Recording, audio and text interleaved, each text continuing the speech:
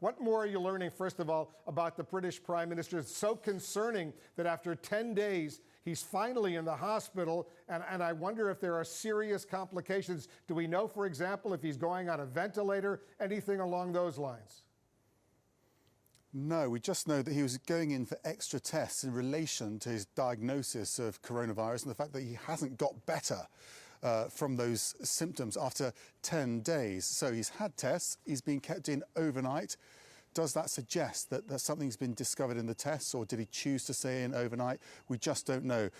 Downing Street trying to contain any concern here, saying the Prime Minister, this is a precautionary step as the Prime Minister continues to have persistent symptoms of coronavirus 10 days after testing positive for the virus. We were told it wasn't an emergency process taking him into the hospital. It wasn't an emergency acceptance at the hospital. He was taken in. He's still in charge of government, still speaking to ministers and officials.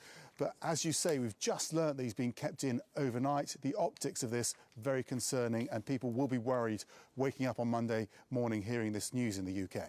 Over the past 10 days, while he was isolated in his home, Max, was he on television? Did the British public see him fairly often? Was he delivering speeches? Did he have meetings online, if you will? What was going on? He was running things virtually, so he was running cabinet from his laptop computer in his office in self-isolation.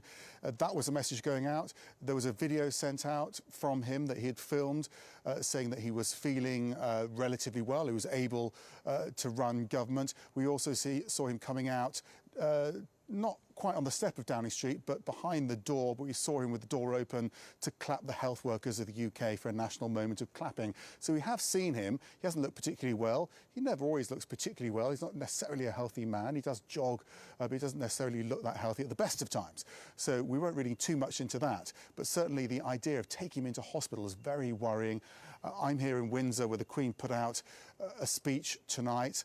She was informed tonight as well. At the same time, she was trying to rally support for people to keep working towards containing this virus and not to panic. But of course, this does worry people. The head of a government going into hospital, even if he is still in charge.